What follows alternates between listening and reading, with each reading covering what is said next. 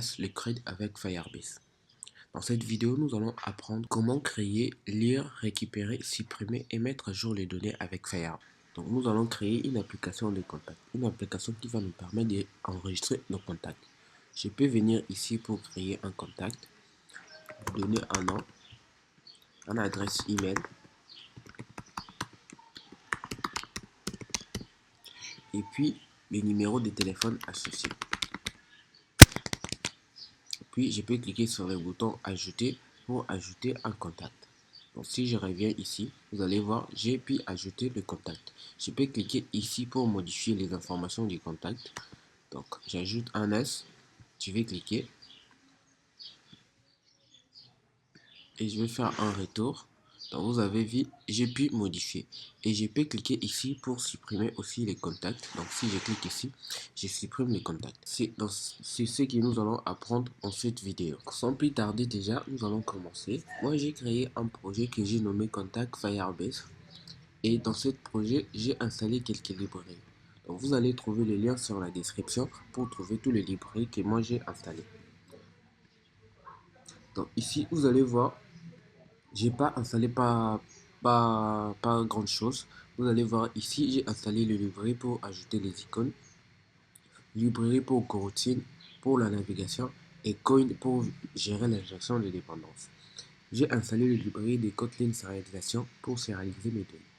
Donc, si vous venez ici dans le fichier lib version, donc vous allez voir tous les librairies que j'ai installées, ici les versions et les librairies que j'ai installées. Donc, je vous laisse le lien dans la description où vous pouvez utiliser le code de base pour être dans le même longueur d'onde. Avec sans plus tarder, nous allons commencer. Ici, dans le dossier principal, j'ai créé un dossier que j'ai nommé Contact.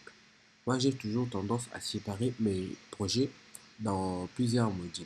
Par exemple, dans une application où j'ai l'authentification et j'ai aussi l'enregistrement des contacts, je vais séparer ça en deux modules. Une module authentification qui va gérer la connexion, l'inscription, le mot de passe oublié et ainsi de suite. Et une autre module que je vais appeler par exemple contact qui va gérer tout ce qui sera en rapport avec le contact. Dans une application e-commerce par exemple, on peut avoir un module produit, un module authentification et un module commande par exemple. Moi dans mon cas j'ai que le module contact. C'est dans le dossier d'IA que nous allons gérer tout ce qui est injection de dépendance, donc tout ce qui est conteneur d'injection de dépendance. Et les dossiers UI vous connaissez déjà. Et le dossier contact app c'est pour juste initialiser coin. Donc je vais dans ces dossiers, je vais créer une application. Donc je vais créer une classe et je vais étendre de la classe application et j'ai override la méthode onCreate de la classe application. Et ici, je vais juste appeler la méthode startCoin. Je lui passe l'Android context et je lui donne mes modules que j'ai. Donc, le module app qui se trouve dans le dossier DI ici.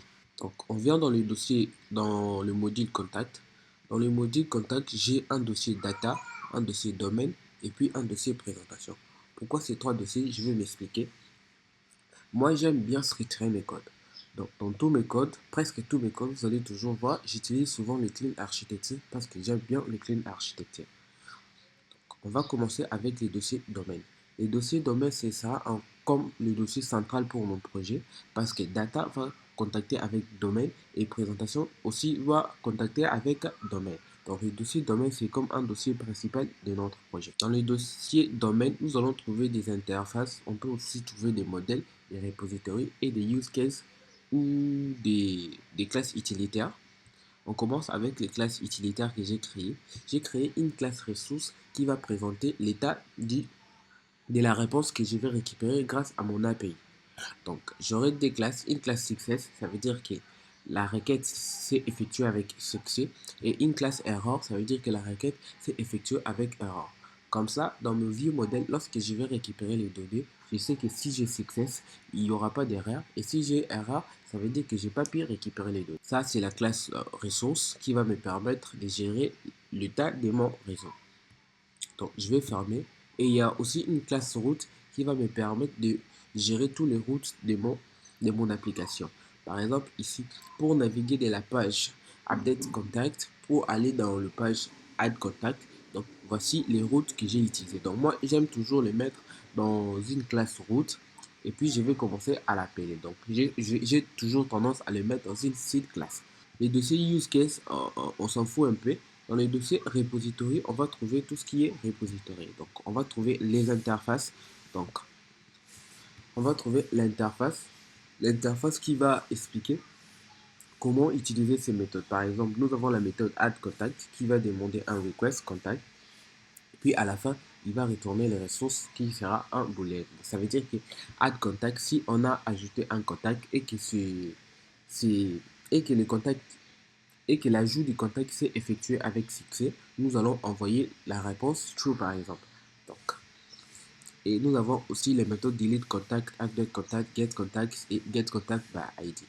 Pourquoi me demanderez-vous de créer un interface pour représenter les contacts repository alors que je peux directement créer une classe? Il y a plusieurs raisons. Imaginez par exemple, aujourd'hui j'utilise Firebase et demain je vais utiliser par exemple Supabase. Donc pour ces deux méthodes, je dois créer une classe Firebase qui aura la méthode add contact, delete contact et j'ai défini comment l'utiliser. Et dans la classe Supabase aussi, je dois faire pareil. Et dans ma view model, donc je vais chercher le view model ici, vite fait. Dans le view model, donc si j'ai une classe par exemple Firebase, Firebase Contact Repository, donc je dois les mettre ici dans mon view model. Donc, lorsque je ne vais plus utiliser Firebase et je vais utiliser Supabase, donc je dois encore venir ici et mettre Supabase Repository, ce qui n'est pas vraiment un cas pratique. Donc, c'est pour cela qu'on aime utiliser des interfaces. Ça veut dire que peu importe la classe, peu importe Firebase, Supabase, votre propre API que vous allez créer, il va utiliser les méthodes qui sont définies dans votre interface. Donc, c'est un peu en gros pourquoi on aime utiliser des interfaces. Donc on revient dans notre dossier domaine. On a le dossier repository que je viens d'expliquer et j'ai un dossier modèle qui va représenter le modèle. Par exemple, ici nous avons le modèle contact. C'est quoi un modèle? Un modèle, c'est juste la structure des données. Par exemple, ici, la structure des données du contact, nous aurons un ID pour un contact, le nom du contact, l'email et son numéro de téléphone. Donc, ici, nous avons un DTO. Un DTO, je crois, sa place n'est pas vraiment directement ici dans le domaine. On va venir dans Data et créer un dossier DTO et on va prendre contact DTO et le mettre dans Data. Comme ça, c'est fait. Et j'ai aussi un modèle contact request qui va représenter la requête lorsque on voudra par exemple mettre à jour, supprimer, mettre à jour, pas supprimer, mettre à jour et ajouter, on va utiliser ces contact request qui va nous faciliter grandement la tâche. Je vais fermer, je vais fermer, je vais fermer. Ici, on a fait le tour du propriétaire du dossier domaine. Et ici, dans le dossier data, on trouve les DTO. C'est quoi un DTO? Un Data Transformer Object, c'est la réponse que je reçois depuis mon API. Par exemple, l'API peut m'envoyer des données, par exemple des contacts. Il peut aussi envoyer des erreurs. Donc, le DTO sera les Data Transform Object. Avec les DTO, ça va me permettre de transformer les données que je reçois de l'API pour le mettre en même format, par exemple, avec mes données à moi. Par exemple, imagine dans l'API, il va vous envoyer plein de données. Il va par exemple vous envoyer l'ID, il vous envoie l'ID, il vous envoie le nom, il vous envoie l'email, il vous envoie par exemple le numéro de téléphone, il vous envoie le code postal. Et nous, dans notre cas, on n'a pas vraiment besoin du code postal. C'est par là que le DTO va entrer en jeu. Avec le DTO, on va juste sélectionner les données que nous avons besoin de récupérer et le tour est rejoué. Par exemple, ici, vous allez voir, j'ai un dossier mapper. C'est dans le dossier mapper que je vais mapper les données de mon DTO. C'est-à-dire ici, j'ai rien fait. Par exemple, je vais vous montrer un exemple. Je vais venir dans le dossier mapper et je vais créer un fichier que je vais nommer par exemple contact mapper. Et ça sera et ça, je vais créer une extension. Donc, je vais appeler ça par exemple ici contact DTO et je vais créer le nom de la fonction. Je vais par exemple l'appeler par exemple to contact list. Et puis à l'intérieur, ce que je vais faire, c'est simple. Je sais que dans les contacts DTO, j'ai un data. Je peux faire data.map. Et ici, je peux appeler mon contact. Donc le modèle contact que j'avais créé, contact. Et je peux récupérer seulement les données dont j'ai besoin. Par exemple, ici, j'ai besoin de l'ID. Je peux faire data.id. Data, it.id. Et j'ai aussi besoin du nom. Je peux faire it.name. Et j'ai aussi besoin de l'email. Je peux faire it.email. Et j'ai aussi besoin du numéro de téléphone. Je peux faire it.numberphone. Moi, ce que j'aime faire ici dans le DTO, vous avez remarqué, j'ai fait appel directement au contact, ce qui n'est pas vraiment une meilleure approche selon moi. Donc moi, ce que j'aime faire aussi, je vais créer une classe que je vais nommer par exemple contact DTO data. Et dans ce contact DTO data, je peux maintenant faire ce que je veux, par exemple ça, ID. Et j'aurai aussi besoin du nom, on appelle ça name. J'aurai aussi besoin de l'email, on appelle ça. Et j'aurai aussi besoin du number phone. Il sera aussi une chaîne de caractères.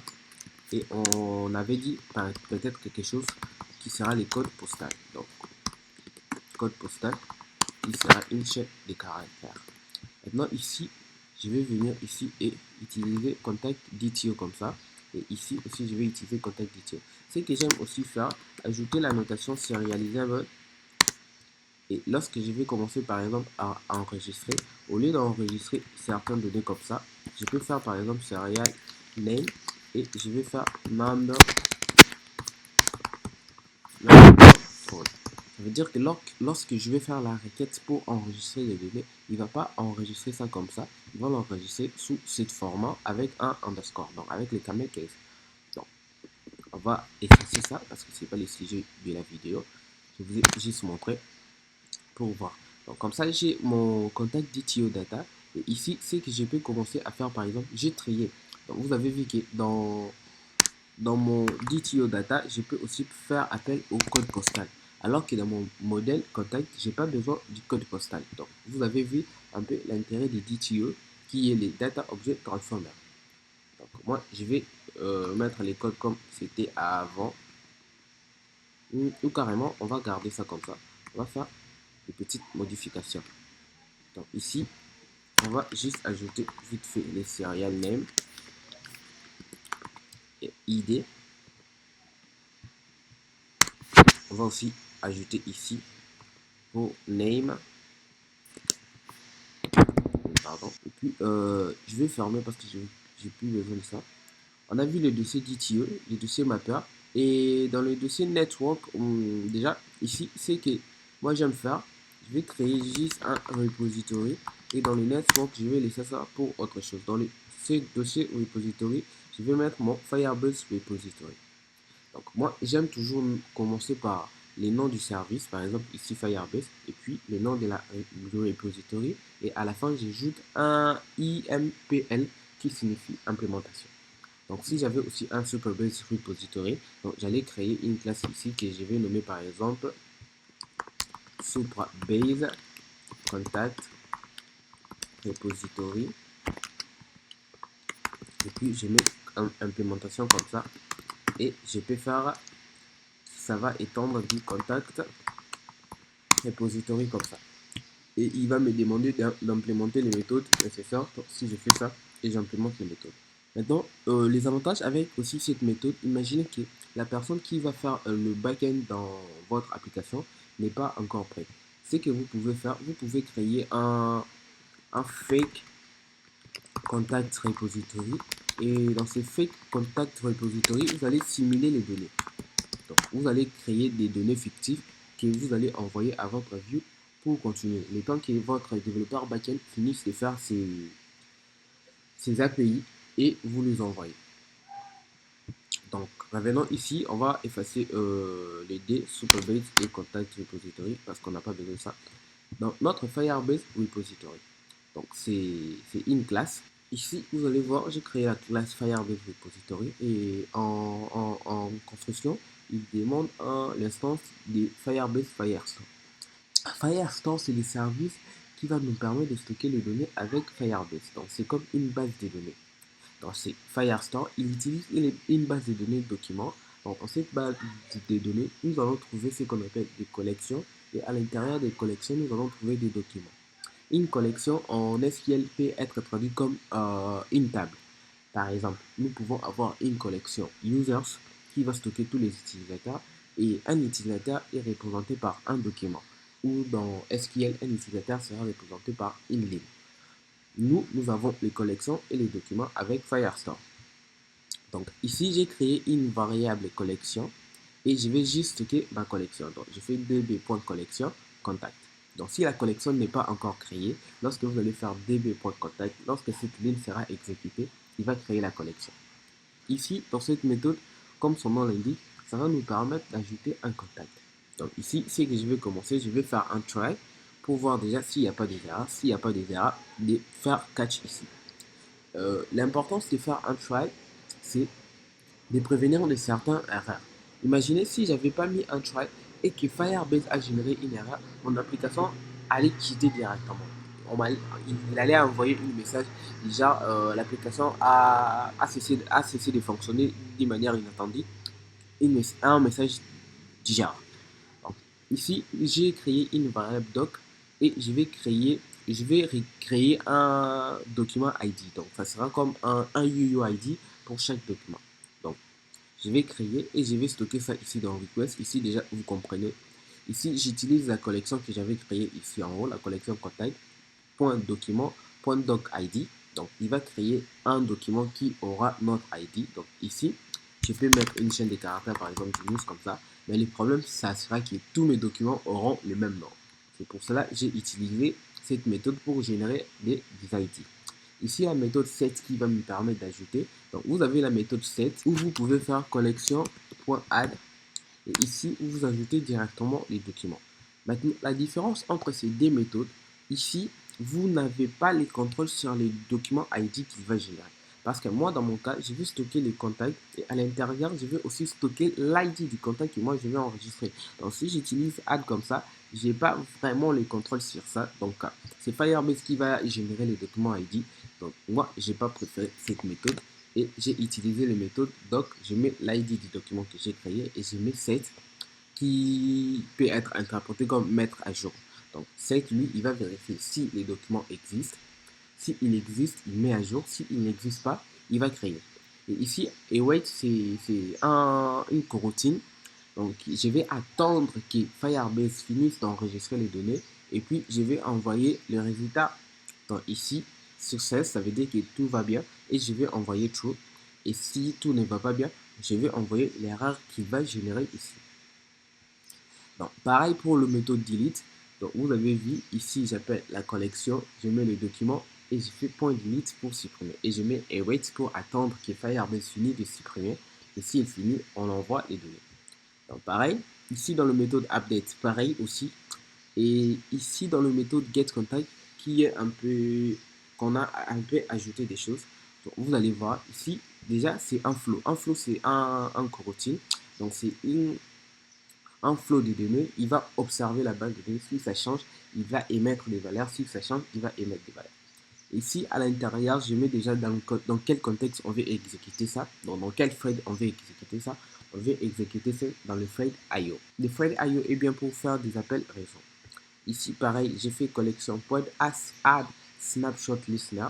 Il y a plusieurs méthodes. Snapshot listener va vérifier le changement dans le document. Donc, si quelque chose change, directement ici dans le snapshot, il va être appelé et les documents seront changés. Donc, ici, nous avons deux variables, value et error. On vérifie déjà que s'il n'y a pas d'erreur. S'il y a une erreur, donc directement, on envoie les données. Donc, on va utiliser try-send. J'utilise try-send grâce au callback flow ici. Donc, c'est une coroutine. C'est un coroutine qui va me permettre de faire try-send. Donc, try-send, il va essayer d'envoyer. Donc, ici, dans le cas, on va essayer d'envoyer l'erreur que Firebase nous a générée. Donc, ici aussi, nous vérifions qu'il y a bien des données. Donc, s'il y a des données, on va convertir les données que Firebase nous a envoyées en contact données. Donc ici, ce que je peux faire, vu que j'avais un contact DTO data, donc je peux faire simplement contact DTO data. Donc on va convertir ça en contact DTO data et puis on va envoyer. Donc vous avez vu directement ici, l'erreur a changé. Donc tout Object ici va me permettre de récupérer tous les documents que Firebase m'envoie et les convertir en contact DTO data. Et ensuite, on va les stocker ici et on va essayer d'envoyer. Donc, ici, déjà, tout va bien. Et ici, pareil, s'il y a des exceptions, on peut faire directement ici. Mais dans le contexte des coroutines, à faire des try-cat directement comme ça, c'est pas vraiment tip-top. Donc, peut-être il y aura une vidéo dédiée où on va parler des coroutines et nous allons aussi parler de comment capturer les erreurs avec les coroutines. Donc, ici, j'ai fait await clause. Donc, s'il n'y a pas d'await clause, tout cela ne sera jamais exécuté. Donc, on fait await clause pour il attend qu'ils finissent tous d'exécuter et puis on va faire await clause. Donc ici, get contact by ID, c'est simple, on récupère le contact par l'ID. Ici, ce que je peux faire simplement, c'est faire contact DTO data et puis l'erreur va disparaître. Donc vous avez vu les dossiers data et repository. Maintenant, je vais venir dans le dossier présentation. Dans les dossiers présentation, on va pas tout voir. Dans le présentation, c'est juste les pages que nous voyons. Donc, on va voir les fichiers principaux, par exemple, le fichier add contact qui nous permet de voir un contact. Et à l'intérieur de tous ces dossiers, vous allez remarquer, j'ai toujours 4 fichiers. Un fichier event, un fichier page, un fichier state et un fichier view model. C'est quoi un fichier event? Un fichier event va représenter tous les événements qu'on peut faire avec cette interface. Les événements peuvent être, par exemple, on a changé le nom, on a changé l'email, on a cliqué sur un bouton, on a cliqué sur un bouton, on a swipé, on a supprimé. Donc, tout ça, ce sont des événements que je vais mettre dans le fichier je vais mettre dans une interface ou site class qui sera event par exemple. Et puis, vous allez trouver un fichier page. Dans le fichier page, il n'y a rien de grave. Il y a juste la page et il y a les interfaces. Donc, blablabla, nanani, nanana. Donc, ici, vous allez voir, j'ai toujours un fichier add page. Pourquoi j'ai créé un fichier add page et add contact body? Pour la simple et bonne raison, si je mets add page ici dans le preview, ça ne va pas marcher. Donc, si vous utilisez des view modèles dans le preview, ça ne va pas marcher. C'est pour cela que j'ai créé ça. J'ai créé l'instance de mon vieux modèle que Coin va initialiser pour moi. J'ai récupéré les states, j'ai récupéré un trigger event qu'on va voir après. Et puis ici, je vérifie s'il y a des messages. S'il y a des messages, on va l'afficher dans notre snack bar. Donc pareil, ici, vous allez voir, il n'y a rien de compliqué. Je vous laisse le soin d'étudier le code. Et ici, dans state, c'est juste l'état. Par exemple, l'état, par exemple, on a le nom, l'email, le numéro de téléphone. La page est en train de charger. Il y a des messages. Les formulaires contiennent des erreurs. Donc, on a tout ça dans notre state. Et dans le view model, c'est un peu le contrôleur, c'est lui qui va tout gérer. On a notre interactor. Donc, l'interactor, c'est dans le use case, mais n'êtes pas obligé de passer par les interacteurs vu que nous, ici, on n'a pas parlé des use case. Vous pouvez simplement faire contact repository. Et vous allez pas appeler Firebase Contact Repository ou Superbase Contact Repository. Vous allez appeler le Contact Repository de l'interface. Donc, ce que vous allez faire, moi, je vais pas les faire, je vais laisser mon impérator comme ça. Donc, ici, vous avez les states, donc il n'y a rien de compliqué ici. Et ici, nous avons les événements, donc on vérifie si l'événement est de type email change. On va juste changer l'attribut email qui se trouve dans votre state. Donc, il n'y a rien de grave. Ici, on vérifie si l'utilisateur a cliqué sur le bouton Submit. On va appeler la méthode addContact qui va nous permettre d'ajouter des contacts. Et pareil, ici, dans le view model, on exécute notre view model dans le dispatcher IO pour faire des appels réseau. Ici, je change les contextes. Par exemple, ici, je vais exécuter les coroutines dans le dispatcher main. Ça veut dire que je vais changer quelque chose dans l'interface utilisateur. Ici, dans le cas is loading. Donc, ici, j'ai appelé contact iterator add contact. Donc, il n'y a rien de compliqué. Ici, vous allez appeler votre repository et vous allez appeler la méthode repository. Ici, vu que la méthode add-contact a besoin de contact request, on lui envoie le contact request. Et ici, ici, le résultat que add-contact va me renvoyer, je mets ça dans l'envoyer. Et ici, nous allons voir si c'est de type erreur, on va afficher un message d'erreur. Et si c'est de type succès, on va afficher le message de succès. Donc, il n'y a rien de grave ici. Ce que je peux encore vous montrer, c'est la page détail par exemple. Donc, on va vite fait sauter directement dans le view model. Et ici, dans le view model, nous allons récupérer l'ID du contact qu'on a cliqué. Donc, c'est dans le fichier contact list. Ici, contact page ici. Et ici, quelque part, donc vous allez voir, pas ici. Donc ici, vous allez voir, si on clique, on va appeler la page contact detail et puis on lui envoie les contact ID.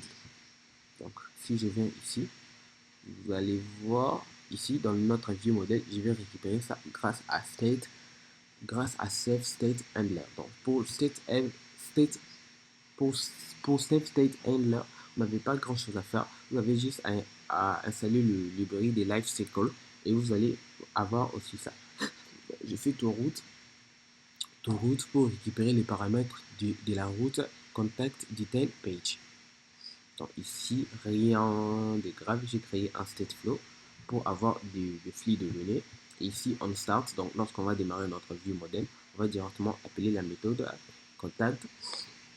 On va directement appeler la méthode getContact by ID et on va dire que le state, c'est notre state ici, donc, qui est privé. Et ça, c'est le state qui sera partagé vers les autres écrans. Donc, si je viens ici dans mon contact page, contact detail page, vous allez voir ici le state. Vu que j'ai utilisé un state faux, je vais utiliser cette fois-ci collect as state with lifecycle.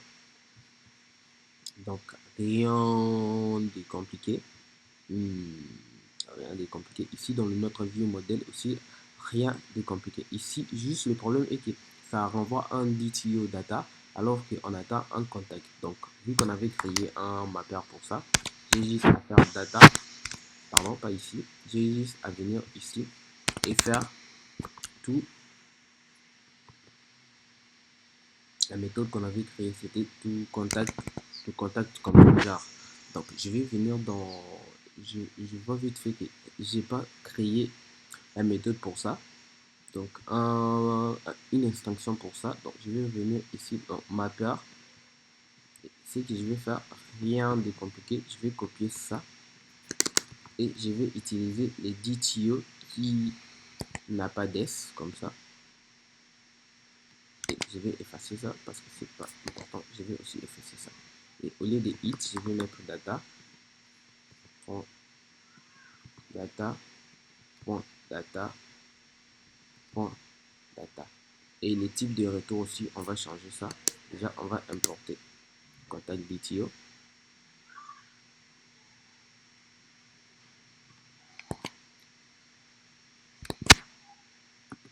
Et aussi changer le type de retour qui sera simplement contact. Et ici, on va pas appeler ça contact, on va appeler ça tout contact model. Et ici, je peux venir et faire simplement tout contact model. Et comme ça, nous n'aurons plus des erreurs ici. Donc, tout va bien. On peut fermer la page. Donc, je vous laisse le soin de bien analyser les codes et bien comprendre. Donc, si vous ne comprenez toujours pas les codes, vous pouvez m'écrire sur les commentaires. Comme ça, on va refaire les projets à zéro ensemble.